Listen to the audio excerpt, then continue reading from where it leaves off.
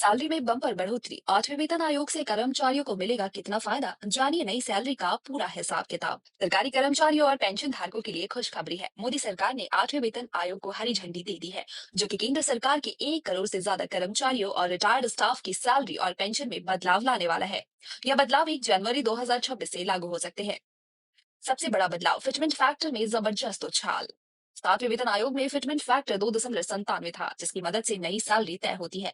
लेकिन इस बार यह बढ़कर 2.86 तक पहुंच सकता है। इसका मतलब यह है कि मिनिमम बेसिक सैलरी 18,000 से बढ़कर 91,440 तक हो सकती है। मिनिमम पेंशन 9,000 से बढ़कर 25,740 तक पहुंचने की संभावना है।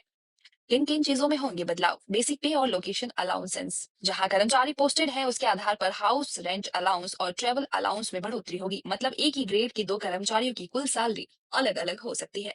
नेशनल पेंशन सिस्टम, अभी कर्मचारी 10% और सरकार 14% योगदान देती है। नया, जैसे ही बेसिक सैलरी बढ़ेगी योगदान राशि भी अपने आप बढ़ जाएगी। सीजीएचएस, सैलरी बढ़ने पर सीजीएचएस सब्सक्रिप्शन रेट्स में भी बढ़ोतरी की संभावना है, क्योंकि ये बेसिक पे पर आधारित होते हैं।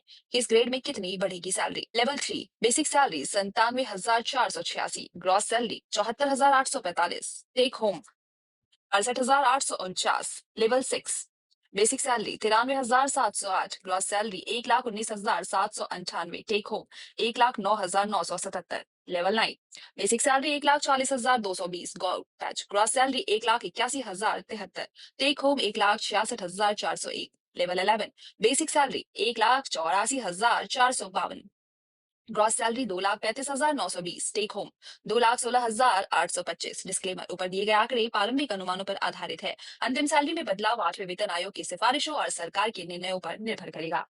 ब्यूरो रिपोर्ट, टाइम्स पोल।